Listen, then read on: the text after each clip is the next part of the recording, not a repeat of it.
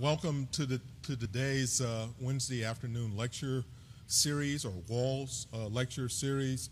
I'm Dr. Griffin Rogers, Director of the National Institute of Diabetes, Digestive and Kidney Diseases, and glad that you all are here today. I'm sure that additional participants will make their way to the audience very shortly. This series is also being a video cast. Following the lecture, as the usual case, there will be a reception across the hall at the NIH library. Well, you may have the opportunity to meet directly with today's speaker. And now I have to say that I'm pleased to introduce Dr. E. Albert Rees, a man who has made a public health mission of NIH his personal mission, striving to improve the outcomes for infants and their mothers. Dr. Rees really embodies the teacher, physician, researcher model. He's a vice president for medical affairs at the University of Maryland and the John Z. and Akiko K. Bowers Distinguished Professor and Dean of the University of Maryland School of Medicine in Baltimore.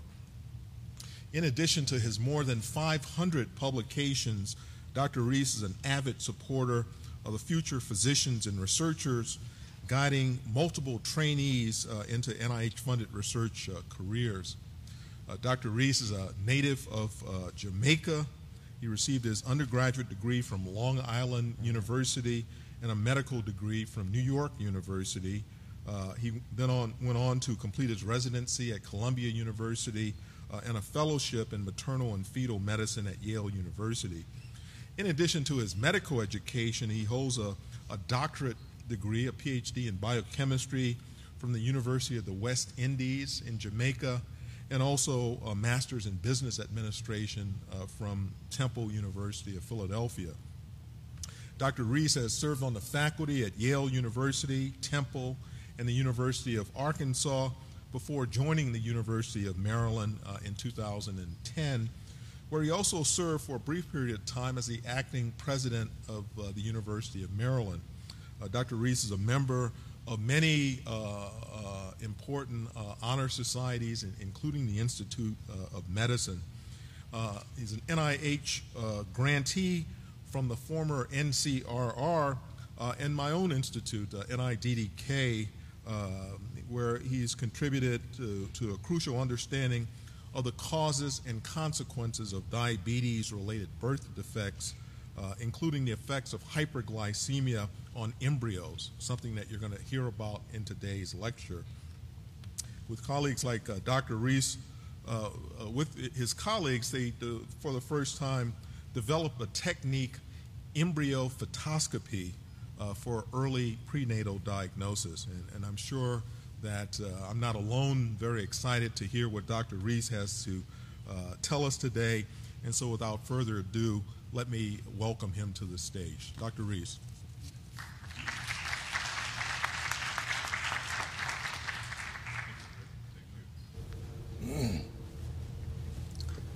Thank you, Dr. Rogers. Thank you very much for inviting me, and thanks for giving me the opportunity to speak to this group at this time. As Dr. Rogers said, I've spent many years on the NIH campus in serving on council and intramural board of scientific advisors, so I've felt that I'm sort of coming back home in a way. So it's good to be back and good to have an opportunity to speak to this group and to get some nice scientific exchange. The topic that I'd like to share with you today is on the screen. And it's really a multi-generational syndrome of diabetic embryopathy. But let me start right into it by talking about the fact that I have no financial or other conflicts of interest to declare at this time. I want to start with setting up a profile. Not really a pedigree chart per se, but a profile of what I call a tale of two sisters. And what you'll see, which fits right into NIDDK, is the fact that these sisters started out, let's see, healthy and normal, healthy pregnancies, but over time really becoming obese, becoming overweight and obese, and actually is becoming diabetic. Likewise, you'll see that they are also, at least over here, is producing infants with birth defects over here. So you'll see the sort of for a typical American story that is evolving before your eyes. A tale of two sisters indeed. The question that I want to pose, and that is, can we change this profile? Can we change these stories? And let me start with a brief history of diabetes in pregnancy in particular, and bring it to comment to the present time. You'll see that prior to 1856, there are very few reports of pregnancy coexisting with diabetes. By 1882, there are 22 cases of diabetes in pregnancy reported. That clearly was almost a challenge to the dominant opinion at the time. And this is an example of what maternity facilities looked like at that time. By the turn of the century, 1906, you'll see there are 66 cases of diabetes in pregnancy reported. But most importantly is the fact that a quarter of those mothers died in childbirth or shortly thereafter.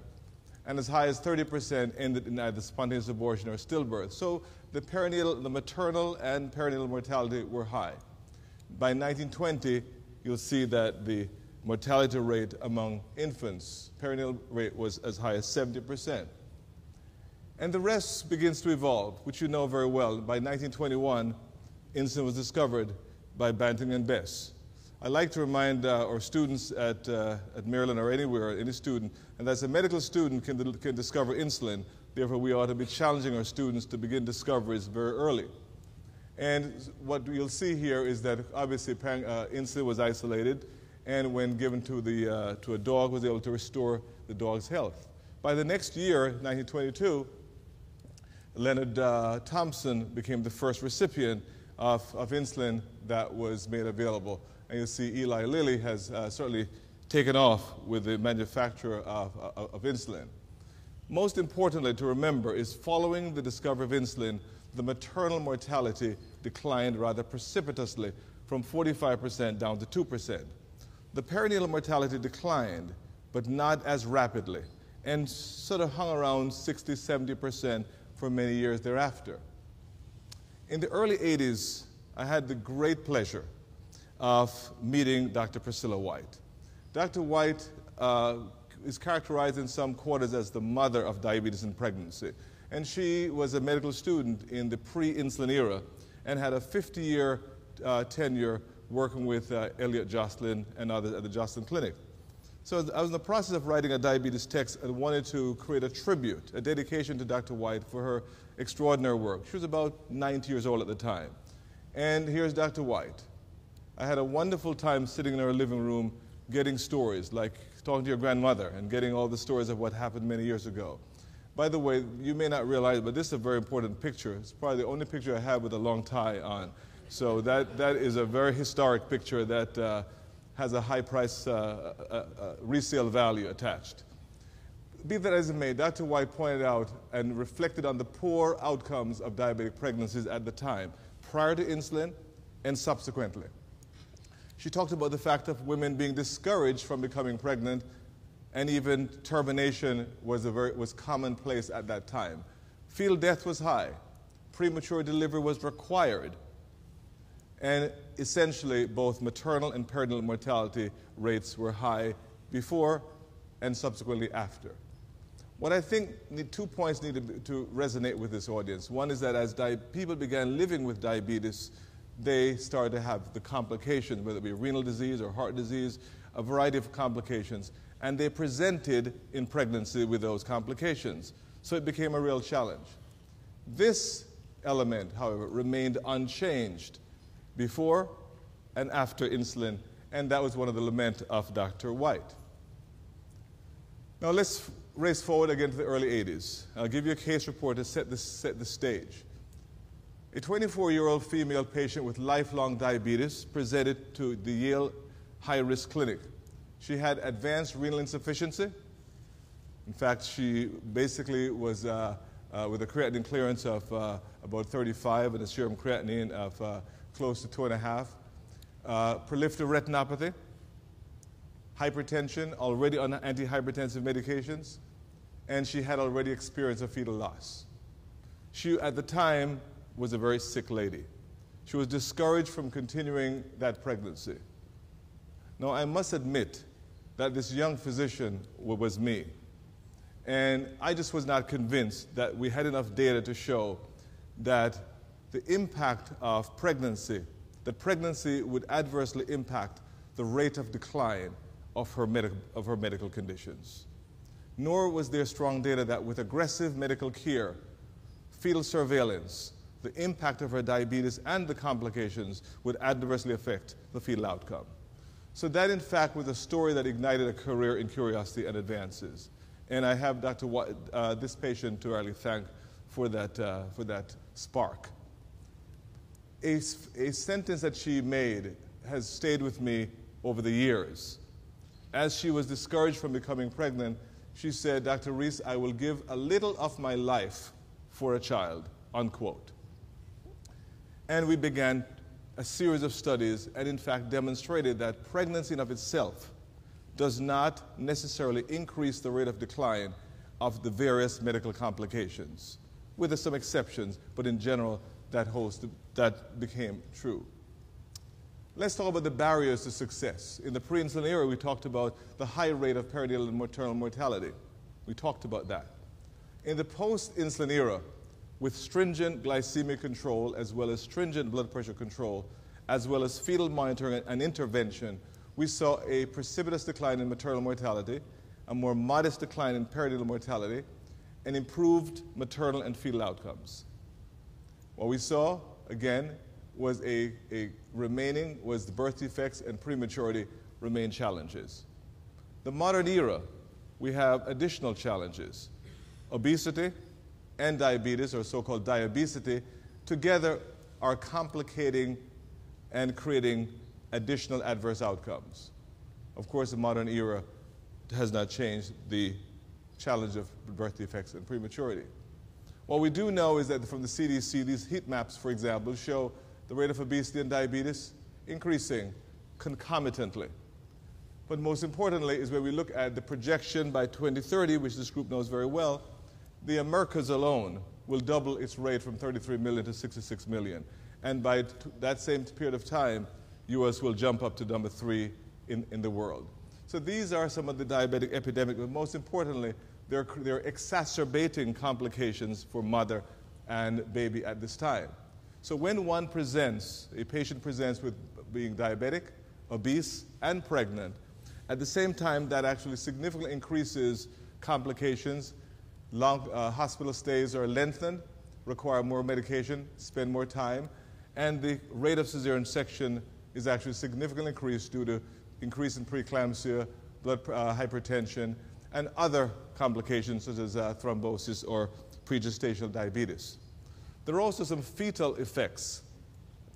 Not only is there may be large for gestational age infants or late fetal deaths, but there is a short-term sequela, short-term that becomes long-term in its consequences, and that's birth defects.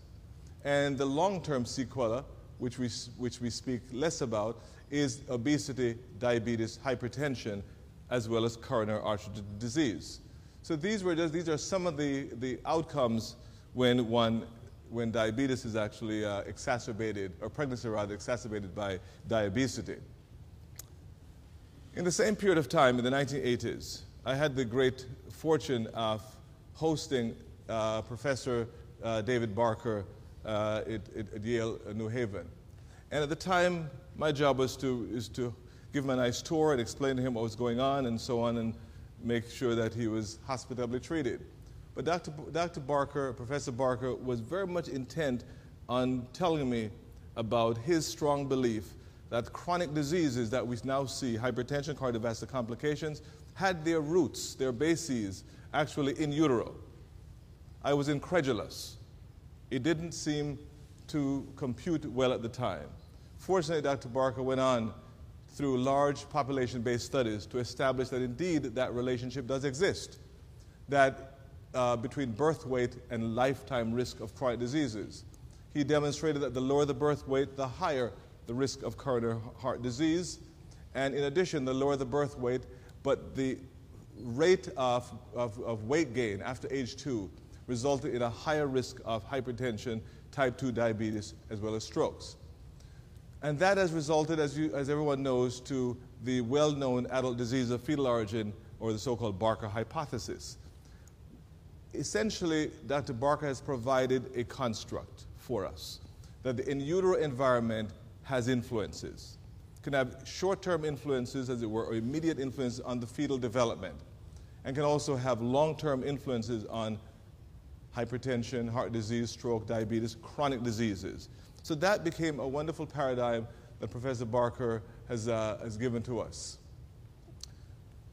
As I said, the short-term influence, birth defects remain unchanged. It was in 1986 that I wrote a paper with my mentor at Yale, Dr. John Hobbins, and this quote is still relevant today. And I'll read the quote. It said, "In spite of the overall improvement in the management of diabetic pregnancies, congenital anomalies among infants of diabetic mothers still remain 2 to 3 times higher than in the non-diabetic population." And these are not necessarily simple malformations like a pimple here or there. These are disabling malformations that may be associated with increased morbidity or mortality, some of which are recognized here. These are duodenal atresia, or there's an open spina bifida, or a hydronephrosis that's bilateral. So clearly this has set the scene that the short-term influences do exist, and in fact has persisted to the present time. So the question is, what do we know about the influences? What do we understand between that link between diabetes and birth defects? What we do know from a number of clinical studies is that hyperglycemia is associated with increased rate of birth defects in a very direct manner. The higher the hyperglycemia, the higher the rate of birth defects.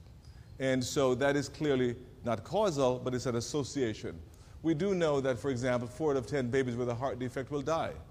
We know that 1 out of 10 babies with a neural tube defect will die. We know that the background rate of birth defects in the general population, there are 4 million pregnancies every year in the United States, they're about 2 to 3% will have some form of birth defects. In the diabetic population, it's 6 to 10%, several folds higher, and that has been going on even for the pre-insulin era. So here's an example of, just one example. And this is a hemoglobin A1C measured in the first trimester. As everyone knows, hemoglobin A1C is really glycosylated hemoglobin that actually measures the glycemic control over the preceding 4 to 6 weeks from its determination.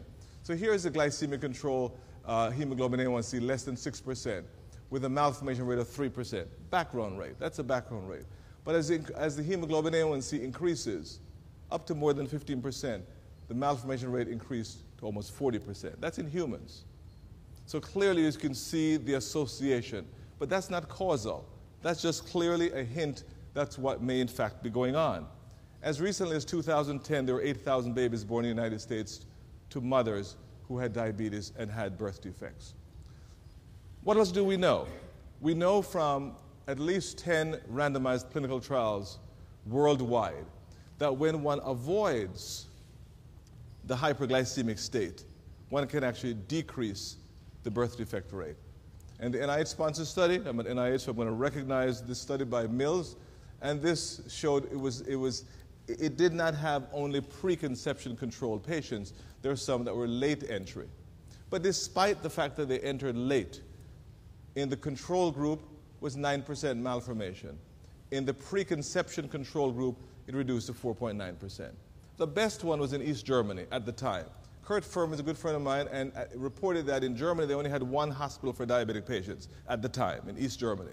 So there was a great enclave to study diabetic patients. Obviously it was very inconvenient for the patient, but very convenient for the researchers. So there's a 7.5% malformation rate. In the preconception group, it fell to 0.8%. Demonstrating clearly these clinical associations. So the question is, if indeed hyperglycemia, if it were avoided, can reduce the malformation rate, so why are we here? We got the answer. Well, it's a lot easier said than done. And so the question continues to be why?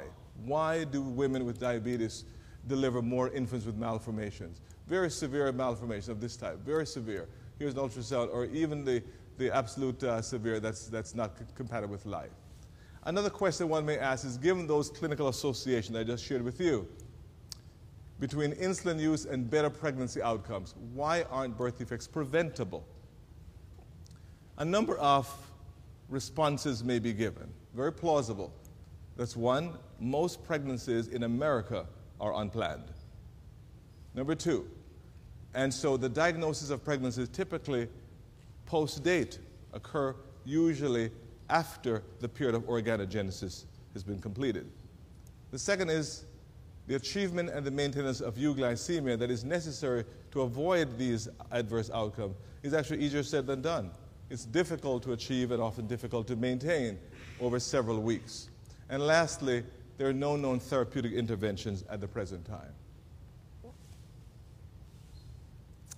So with that in mind, my group became very interested in understanding why. We cannot intervene if we don't understand the biology of what is happening. But clearly this is a problem that is creating significant morbidity, mortality, and economic impact on our society. So based on these clinical observations, that in fact hyperglycemia is associated with birth defects, we then posed that big question, why and how does diabetes or metabolic perturbations induce birth defects? We've used a variety of approaches. We've used an in vitro approach, and we've used an in vivo approach. We've used rats and we've used mice. And we've created a streptozotocin-induced model, which I'll share with you in a moment. And we've focused on certain outcomes, both the extraembryonic membrane, or the yolk sac, as well as the neuroepithelium, as we focus more on the neural tube defect. We've looked and examined morphological, biochemical changes. We've looked at biomolecular signaling pathway, and most recently, looking at ways to identify potential therapeutics. With our in vitro studies, this is the methodology that we have used, and will reference to it in the future, but I will not go through a description. Clearly, this is a control. They undergo mating, and when pregnancy is established, that's gestational day 0, and at day 9.5, we will explant the embryos and place them in a roller bottle where they will be rotated at about 30 RPMs and gassed with O2, CO2, and nitrogen for 48 hours. Between that period of time, day 10 to day 12, that is the critical period of organogenesis for a rat. A mouse about day 8 to day 10, the humans about weeks 2 to week 8 or so. So that's the critical period of organogenesis. So at the end of that culture period, we will dissect the embryos for analyses. The experimental is very similar, except that the difference is, as opposed to culturing them in male serum, we culture them in male serum plus we add D-glucose in increasing concentration over the 48-hour period. The first question we asked was very fundamental. Is hyperglycemia a teratogen, or in fact it just happened to be associated with the outcome? So we use the same design, using a rat embryo collected and cultured in vitro. We use a control group with a male rat serum and a background glucose level of 125. We use a group 1, cultured in the same manner, but we added D-glucose from 350 to 950. We use a group 2 where we use L-glucose as an osmolality control in the same glycemic range, and we observe for 48 hours as indicated. The results, to summarize, show that embryos exposed to D-glucose had both decreased size and increase in defects of the neural tube, the heart, and the neural axis. In contrast, when we exposed to L-glucose, even at almost 1,000 milligrams per deciliter, virtually nothing happened in terms of alteration in embryonic growth or embryonic morphology compared to control. So we concluded that indeed hyperglycemia is a teratogen, since we could actually induce birth defects at will.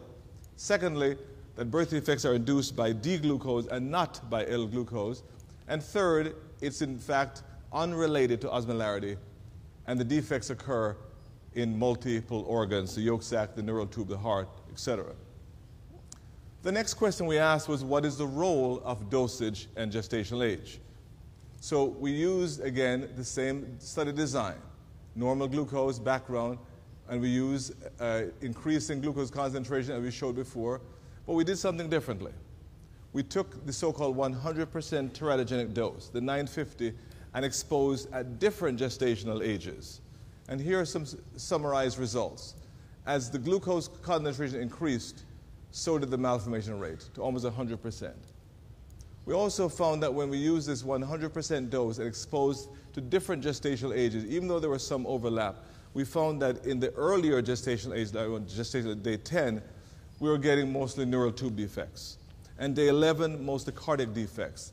And what's interesting, by day 12, no more defects. That vulnerable period of organogenesis had passed. So it was a very critical window leading us to conclude that diabetic teratogenesis can in fact be induced by hyperglycemia. It is in fact dose dependent, and different malformations are induced at different gestational ages. And most importantly is that there's a very narrow period or window of vulnerability in which the insults may be inflicted. And you can see here very nicely the dose response curve and the differences in gestational age and its impact. We then asked the question, we decided we need to study one in great detail. Let's study the neural tube in detail to understand the biology further. So we asked, could we selectively induce neural tube defects for study? And indeed, you'll see that at glucose levels of 110, we had a background rate of about 1.25% malformation rate. When we increased the glucose level threefold to about 300 plus, the malformation rate increased to 28%. So we clearly were able to replicate the human condition, and with the neural tube defect occurring about 20-fold higher than we see in the background rate. So we then asked ourselves, we need to really get into the mechanism, how in fact hyperglycemia is really creating this. We've convinced, we believe, fairly convincingly in a compelling way, that hyperglycemia is a teratogen. And hyperglycemia is in fact creating these malformations in a dose-related fashion. But how? How is it bringing this about? So we used an in vivo model, and I'm going to share with you just this methodology and refer to it in the future without repeating it. We used streptozotocin-induced diabetes, giving 65 milligram per kilogram in the tail vein, and by 3-4 days, we established diabetes when the glucose level exceeds 250 milligram per deciliter. Once that happens, we implant an insulin pellet to normalize glucose. And then we mate these rats or mice, in this case it was mouse, we mate them in a euglycemic state and allow the pregnancy to be established. By embryo day 5, we will remove the pellet and allow frank diabetes to exist during that, or frank hyperglycemia to exist during that time. Obviously the control, we use vehicle mating as a control.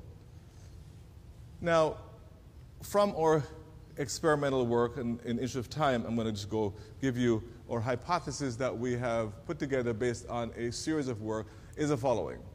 That diabetes, when poorly controlled, obviously leads to hyperglycemia. This results in increased ROS, to excess ROS, excess apoptosis, and inflicts embryopathy.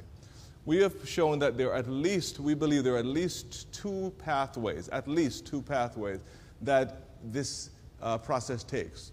The membrane phospholipid signaling pathway and the glutathione stress-activated pathway. And so I want to share with you a little bit about what we discovered further. A series of experiments led us to conclude, in interest of time I'm putting it all together, that there are at least 3 events that are occurring during the induction of birth defects. One, we call that a membrane alteration event. Event number 2, we will show is mitochondrial dysfunction. And event number 3 is a pro-apoptotic cascade activation.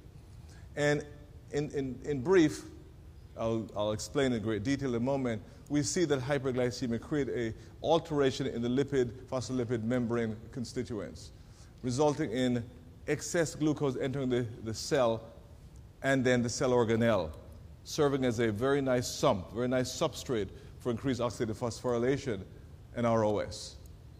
The the scavenging enzymes seemingly are overwhelmed with leaving excess ROS, which together activates the cascade. So let's dig into this a little deeper for greater understanding. So let me go back for a minute. I'll be referring to event number 1, event number 2, and event number 3 from now on. So let's take event number 1 and see how this supports the hypothesis. Well, when we looked at the yolk sac, and this is the embryo, you'll see under euglycemic condition, you may not be able to see it from the back, the yolk sac surface is very replete with blood vessels. Angiogenesis is rich, and a normal appearing embryo.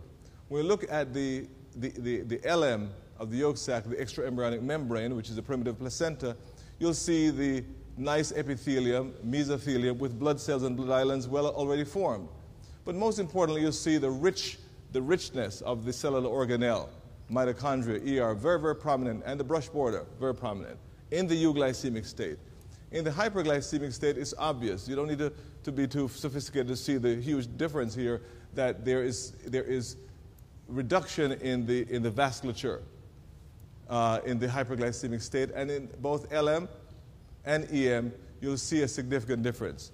We did even electromorphometry. I was able to demonstrate the significant difference in the number of organelle per square area in the hyperglycemia exposed versus the normal. We looked at the neural tube defect. This one is interesting. I mean, they both are interesting, but this is particularly exciting to me. We look at the euglycemic state, we see the epithelium, the ependymal layer of the neuroepithelium, to have a lot of mitotic cells, with the daughter cells going into the next layer, and creating this very nice palisading pattern, very nice orderly fashion. And the EM showing you these blast cells with large nucleoli. When we look at the hyperglycemic exposed neuroepithelium, you'll see a very disordered epithelium, very few mitotic cells. But what's interesting is that there seems to be premature cessation of mitosis proliferation and senescence, premature aging. We know from basic neuroscience that the neural tube closes before specialization begins. This is news. Before, it has not closed, and these are fibers on cut sections. We're seeing desmosomes, we're seeing mitochondria. Already specialization has begun. So there clearly is a process that is changing. The ER is quite prominent, abnormal ER morphology compared to what's happening in the normal. Let's continue with event number 1 and ask the question, are there biochemical evidence that hyperglycemia is having at this level? And measuring proteins, lipids, phospholipids, we have shown, and in the interest of time, we're going to summarize this, a decrease in arachidonic acid and myoinositol levels.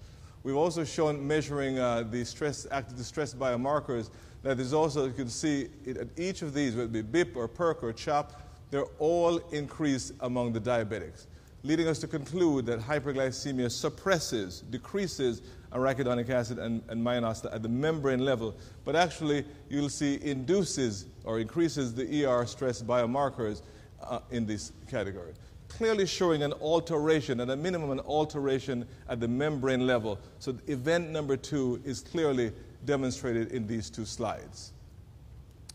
Event number 2. Event number 2 is what I call the mitochondrial dysfunction event.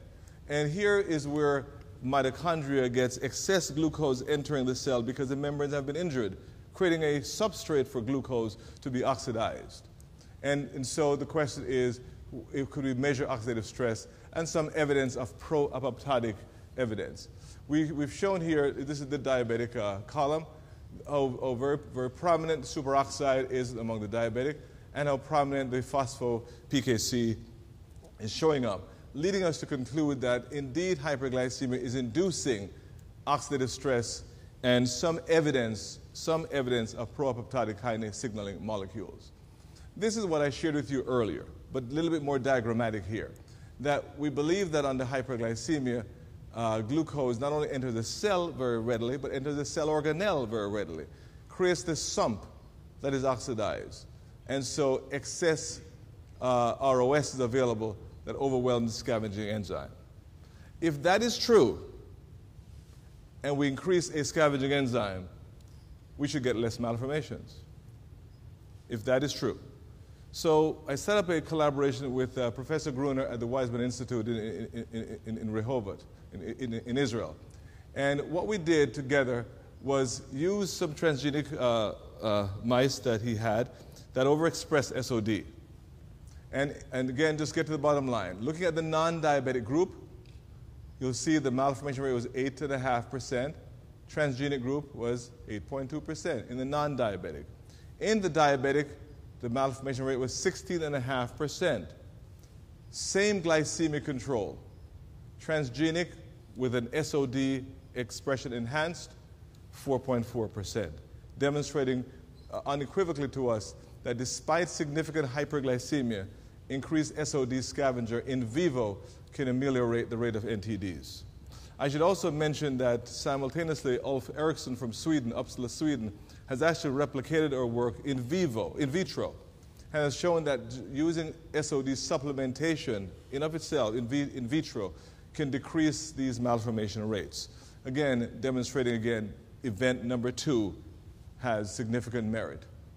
Now, event number 3, we just got published in Science Signaling recently, showing again that hyperglycemia activates ASK1, FOXO3, caspase 8, that whole pathway.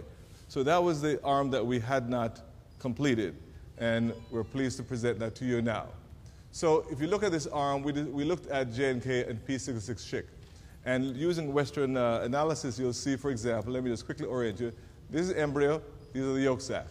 This is in vitro, everything else is in vivo. And this is normal control, normal diabetic, malformed diabetic. And they're all labeled the same way.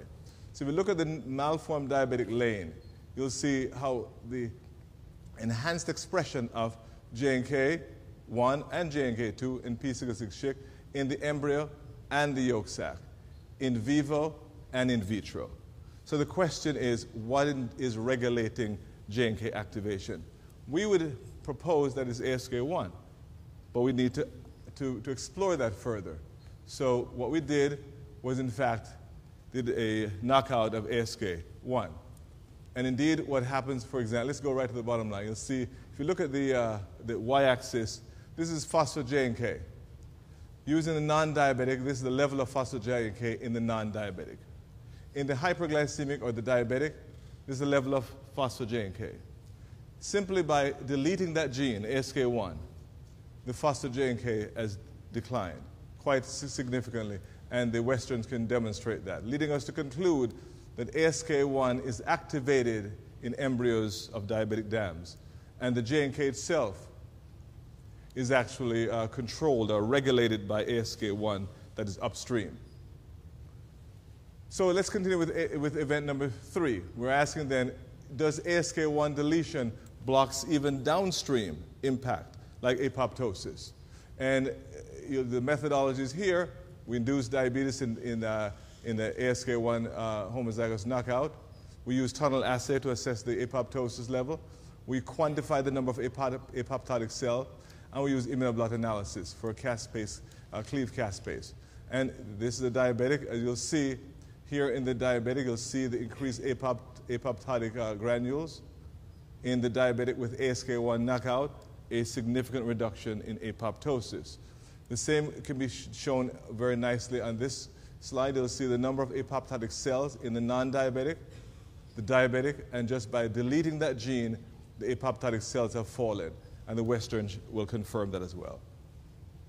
We then asked ourselves, could this be going on in humans as well? In other words, are these mechanistic findings just limited to the rodent model? Well, we have a brain bank at Maryland, which is supported by NIH, to be specific, NICHD. And we decided to use the appropriate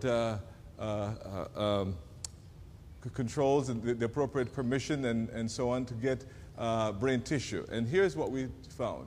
We use human neural tissue affected by anencephaly in NTD1s. We use immunostaining and immunoblot analysis. So this is the ASK1, phospho-ASK. This is neural tube, control, neural tube, FOXO3A. And if you look on the western, it's very, very clear. Looking at the neural tube versus the control, you'll see a decrease expression in FOXO3.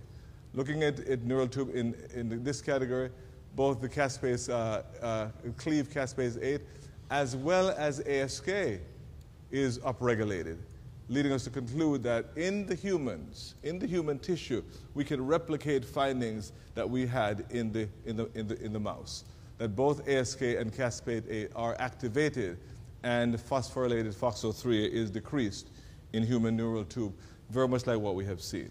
So let's put it all together. What we're seeing here is that hyperglycemia that results from poorly controlled diabetes results in, as I said, membrane injury, event number 1. And following membrane injury with event number 1, we have event number 2, leading to increased ROS, and that produces an increase in oxidative stress, which is a combination of increased ROS and decrease in the glutathione buffer. But what the oxidative stress does is, let's review at least four results. The first is an increase in lipid peroxidation and intracellular ROS. We know that, you saw that. The second is, let's jump over to here, increased ER stress and apoptosis. I showed that. And the third is, I showed less of this, but at least some of the increase in caspase 3 activation and apoptosis. What I didn't show, but is also there, was a decrease in proliferation and survival signaling. What's interesting, it's by a blockade of ERK and PI3 kinase. Others were through the pathways that I discussed with you before. So the question is, with this molecular map, shouldn't we be able to identify potential targets for intervention? And we believe the answer is yes. So we believe that event number 1, we should be able to use by stabilizing the membrane, so the membrane is not as porous as it is. With event number 2, we believe scavengers or antioxidants should be able to do that. And with event number 2, we believe that developing blockade inhibitors should be able to blockade this cascade to change the outcome. So let's take it one at a time. The first is that we did event number 1. And we tried a number of substances that we believe would be helpful in stabilizing the membrane. We used safflower oil. In fact, I sent my tech to the health food store because I wanted to really not be criticized for just some chemicals. And use safflower oils, even primrose oil. They're very high in arachidonic acid or linoleic acid. We use minoxidil and we use vitamin E in separate experiments. And what we saw was that when vitamin E was given, the NTD rate fell from 21.5% to 7%. When we use, again, this is event number 2, we're blockading it. Safflower oil, high in arachidonic acid, it fell from 20 to 7%. Minoxidil fell from 20 to 9.5%. What you should have noticed is that there's a decline in the malformation rate, but not to background. So that was encouraging, but not satisfying. But then it occurred to me one day that in biology, most things are not unifactorial. They're multifactorial. And so why should I even expect it to have gone to background with just event number 2 impact? So that led me to the next study, which we have called the cocktail treatment. And here is where we are using targeting event number 1 and event number 2 simultaneously. And in that, we use a combination of safflower oil, minoxidil, and vitamin E. The first 3 are controls. That's the non-diabetic control, the non-diabetic control with double-strength cocktail, the diabetic control with insulin and without cocktail, all between 3.5% to 4% neural tube defect. When we added quarter-strength cocktail, we reduced the malformation rate to 19%. Half strength, I did it to 6%. Full strength to 5.5%. Double strength to 4%. Demonstrating again that by targeting event number 1 and event number 2 simultaneously, we were able to create a blockade to reduce malformation rates to background. The next question, actually not the next question, but the group at CDC became interested in our work and asked the question to themselves, I wonder what's happening in the general population. So they did a study in the Atlanta, Georgia area among women with diabetes. They identified 6,000 subjects and did a survey of those subjects who had diabetes and those who didn't, and those who had birth defects and those who didn't. But among the typical CDC type long surveys, but I picked out only one of the questions because that is most relevant. And that is, did you have multivitamin use 3 months, at least 3 months prior to pregnancy and through the first trimester? That's the bottom line question. There are several others. And here's what they reported, Atlanta study, that those who had diabetes but did not take multivitamins, presumably containing antioxidants, had a 4-fold increased rate of birth defects than those who actually took multivitamins, concluding that the periconceptual use of multivitamins in diabetic mothers reduced the risk of diabetes-associated birth defects. That led us to then, obviously, get very encouraged by these findings. I'll, in the interest of time, share with you a physiologic inhibitor of ASK1, thyroidoxin. It's in the cytoplasm, it's natural, it's in the nucleus, the mitochondria. But one of the nice things about it, in the reduced form, it binds to ASK1. When it binds to ASK1, it prevents its activation in the reduced form. And therefore, it's protective to cells. So we decided to use it in experiment, natural substance. And you'll see that, again, the non-diabetic group, glucose level 147, versus the diabetic group with a 400 milligram per deciliter plus malformation rate, glucose level, had a 38% malformation rate. We simply added thyroidoxin in increasing concentration, and the malformation rate was reduced. So here we're targeting event number 3. Clearly demonstrated that thyroidoxin treatment is very effective. Let me conclude by summarizing, if you will. Hopefully, what I've shared with you is the following, that hyperglycemia is indeed a teratogen, which induces morphological, biochemical, and biomolecular changes with the potential for therapeutic intervention. Molecular targets are recognized. I've shared with you the morphological changes at the yolk sac level. I've shared with you premature aging and senescence, delayed neural tube closure, abnormal ER morphology, as well as mitochondrial dysfunction. Didn't go into great detail with the mitochondrial dysfunction, but enough to demonstrate the point. Biomolecular changes, I shared with you the decrease in arachidonic acid and myonostal, the ER stress markers being altered, and an activation of the whole MAP kinase signaling pathway, JNK, P66-SHIC. We have subsequently patented a number of these inhibitors from ASK to JNK to PMARCs, and we believe that these, in fact, have shown to have therapeutic advantage in the diabetic. So bring it back together. This is indeed a tale of two sisters, and we're absolutely sure that we can change the stories by these intervention findings. I want to close by giving you the end of that story. This is this lady who said to me, I will give a little of my life for a child, and ignited and sparked a career in me and led me down this wonderful avenue of exploration of diabetic complications of various types. We talked about birth defects, but we've done from renal disease to retinopathy to a variety of types, in large measure sparked by this wonderful lady. Because of her vigilance and her compliance, coupled with our aggressive medical care, she sends me a picture, she sends me a picture every year with little Kathy when she was discouraged from becoming pregnant because we thought we knew more than the scientific data allowed. I've always said that intuition is great in the absence of data. But when there are data available, we should certainly resort to the data.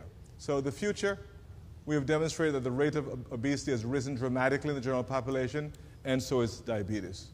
We've shared with you that both together, diabetes are synergistic, producing adverse effects. I've also shared with you that preconception glycemic control can prevent birth defects, and the recommendation for supplementation with antioxidants and folic acid. I've also shared with you that hyperglycemia is a teratogen and leads to at least 3 biomolecular events: membrane alteration, mitochondrial dysfunction, and pro-apoptotic cascade activation. And I've shared with you the potential for target intervention along these lines. Our future direction is focusing to unravel the mechanism underlying organelle stress and development. to further explore the role of ER stress and the unfolded protein response, and to investigate the effects of high glucose on both neurogenesis and cardiogenesis, and potentially identify biomarkers for early diagnosis. Most importantly, we want to make a difference. And most importantly, we'd like these findings to be translatable into clinical trials that can have truly an impact in people's lives.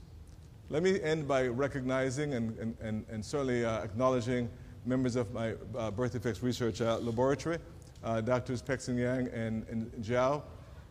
We're grantees of NIDDK, for which we are proud and grateful grantees of NIDDK. And these are our postdoctoral fellows and visiting scholars. And of course, our collaborators, and Dr. Julie Wu, he's with me, has been very helpful. And of course, NIDDK has been very instrumental in supporting our work thus far. And these are the folks at home who do a great job in the laboratory so that we can produce this work. So with that, I thank you for your attention.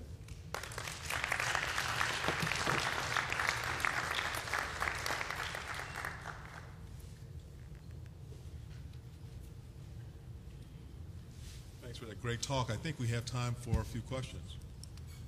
Just go to the mic and identify yourself.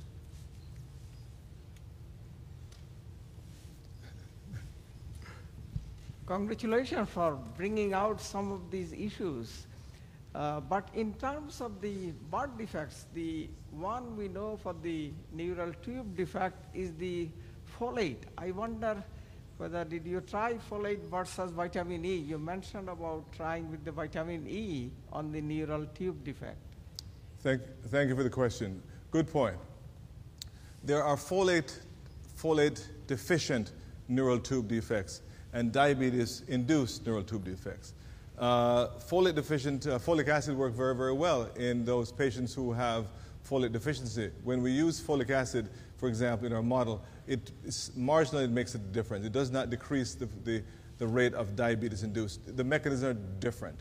So one needs to encourage all women in the reproductive age group to take folic acid every day. 0.4 milligrams for those who have never had a birth defects child is really for occurrence, and 4 milligrams for recurrence if you've had one before. But in the diabetic population, folic acid doesn't do the trick because it's not a folic acid deficiency state. So in the case of the cardiac abnormality, what type of abnormality do you see there? Is that a septal defect or? The answer is yes. The most common cardiac defect in general is VSD, ventricular septal defect, and obviously it's enhanced. So VSD becomes increased. But in addition, they have their conotruncal defects as well. So their septal and conotruncal are the primary defects, primary cardiac defects that we see, which is not really, it's not like a diabetic anomaly. It's just really enhancing anomalies that already exist. So in nature, is there anything that could counteract? You mentioned about some of these parameters. So they are not functional, or is there an effect of ethnicity issues that might exacerbate these issues of prematurity, birth defects, and other aspects? I'm not sure I understand that part of the question. Is there any genetic factor? Oh. Race-related? Okay. There is always genetics that has play. Ulf Eriksson in Sweden has done some very nice work with genetic manipulation. What we believe is that there is a small background contribution, but the overwhelming majority is really environmental. I'm using the word environmental to show the exposure to hyperglycemia. And in large measure, the in vitro studies demonstrate that we can induce these malformations at will and in linear relationships. So yes, genetics does play a role, but it's a small background contribution. Yes, sir. I think John was first. Dr. Gallen, how are you? Thank you, Al. That was great. If the diabetic state is associated with this tremendous increase in ROS production and mitochondria, do you expect to see in the adults who have this condition increased consequences of that, such as malignant transformation or anything else that we generally think of these highly reactive species inducing? Excellent question. John, I really believe that that is the case. And I think that I was just mentioning to Dr. Rogers earlier that I was about to write a paper on the unifying theory, because I believe that ROS, that the mechanism there is very similar in, this is an epithelium, in epithelial injury, whether it's cardiac epithelium or renal epithelium or the neuroepithelium. And so what I believe happens in, what I just shared you mechanistically, I believe happens in other tissues, so ROS should be increased. And ROS may well underlie, and I've just seen a lecture with one of your grantees where ROS is being proposed as a mechanistic intermediate in some of these other, not defects, but disorders in different organs. So I think you'd see it. Yes, sir? Did I understand you to say, thank you very much, it was a great talk. Thank you. Did I understand you to say that a linoleic acid supplementation would be useful with the safflower oil? Yes, safflower oil breaks down to arachidonic acid. And safflower oil is used as the substrate, but it's not really believed to be used in its that is not believed to be, that is the form that's being effective. Okay. Linoleic acid is the precursor for arachidonic acid, and arachidonic acid breaks down to prostaglandins and large and reactive oxygen species. And it's generally be thought over the last 60 years or so that one of the problems with inflammation is the six-fold addition of linoleic acid to the diet through soy oil and safflower oil. And there's a big argument saying that one should use an omega-3 fatty acid to combat the omega-6 arachidonic acid. Right. So that seems very, very different from the general philosophy. You're absolutely right. I mean, there clearly is the dietary recommendation to use more omega-3 and less 6. However, what we have shown biochemically is that just the membrane stability, not only with arachidonic acid, but with minoxidil, just the lipid, phospholipid components are impaired.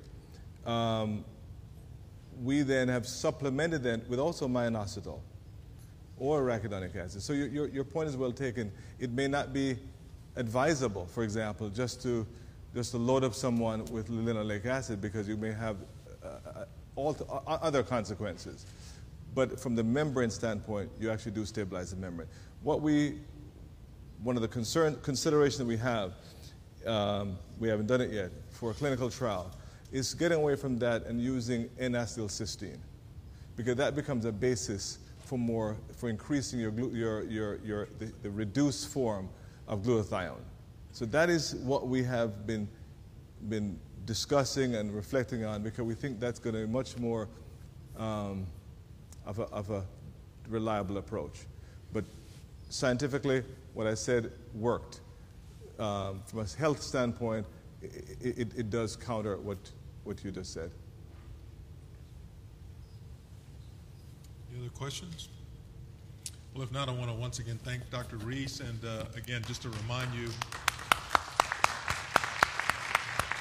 we'll be holding a reception just next door in the NIH library. Thanks again. Thank you very much.